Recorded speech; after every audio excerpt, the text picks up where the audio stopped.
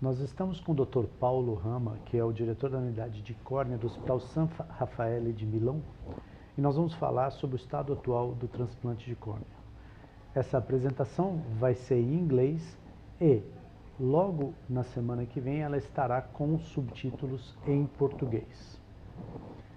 Paulo, first of all, it's a pleasure having you here. Thank you. And we would like to talk to the ophthalmologist that is not in São Paulo or Rio nowadays, but maybe far away from us.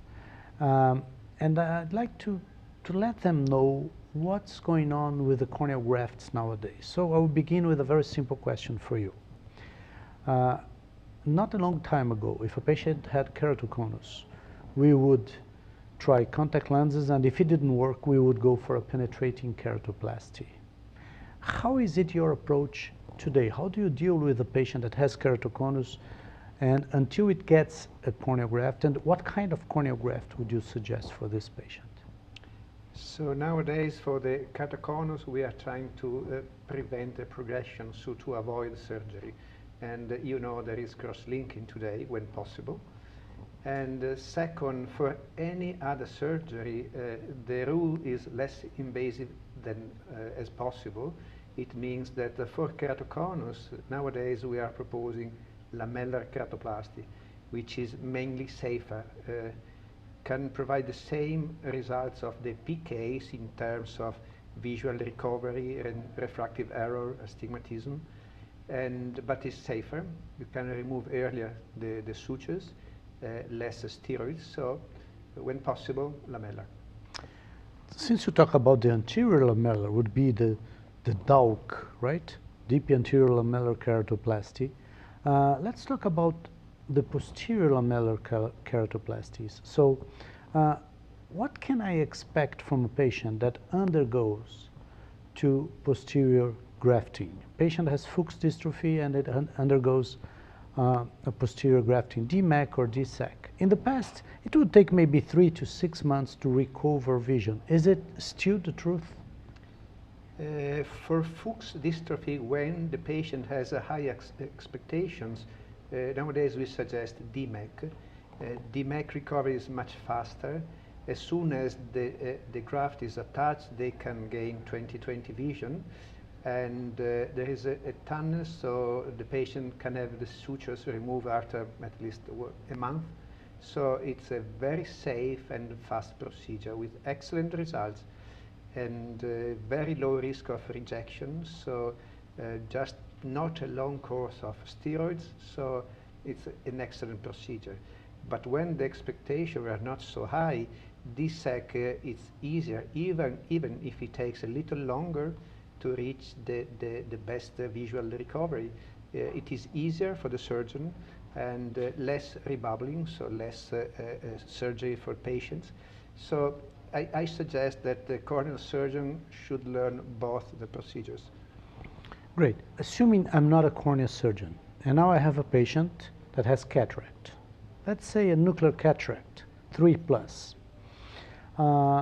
This patient has Fuchs dystrophy.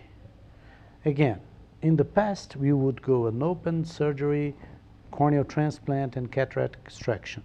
So what guides you to decide, can I do just a cataract surgery and try to avoid the corneal grafting, or try to make the corneal grafting in a second turn, or I have to go and do everything at the same time? What guides you? Age and expectations. So young age, I mean young age, 50s or 60s, with high expectation, with Guttata I suggest to do a combined procedure, DMAC and cataract extraction, phacoemulsification, because they can have the best visual recovery. For people that do not have a high expectation in the 80s and without edema, you can check the thickness of the cornea in the morning and in the evening. If there is a change, it means that is starting endothelial decompensation. In those cases, I suggest again a combined procedure. You can also propose a DSEC, combined DSEC with phacoemulsification. But if you already have some edema, of course you have to do a combined procedure. So if the cornea is clear, you may try. Yes. If it's not varying too much from morning to. Do you use any number on corneal pachymetry for your step? Yes, usually I consider, and sometimes I look also at the fellow eye, so could be, let's say, 620, 640, the risk, yeah. Limit. And so, since we are talking about it, there's some argument about the use of specular microscopy for Fuchs dystrophy in deciding the healthy or the health of the cornea.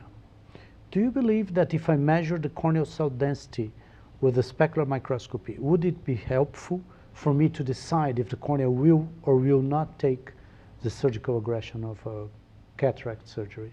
My personal idea is that the endothelial exam doesn't help at all. Doesn't? No, because what you want is the function of the cells. You can have a lot of gutta, but with well-functioning endothelium, they go quite well. Then you can have a high density with a gutta that impair the function of the endothelium. Let's say central gutta.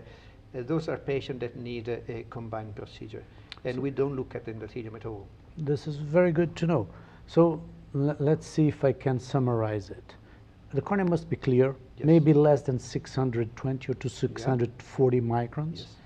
Don't look at specular microscopy. You can have a wrong information. Yep. And you can try the cataract surgery Yes. itself. If for some reason the eye doesn't take the surgery, you can do a DSEC or even Later. a DMAC later. Yes, perfect. Thank you very much, Paolo. I'm welcome. sure our audience liked it very much. It's a pleasure having you with us here. Thank you very much. Thank you.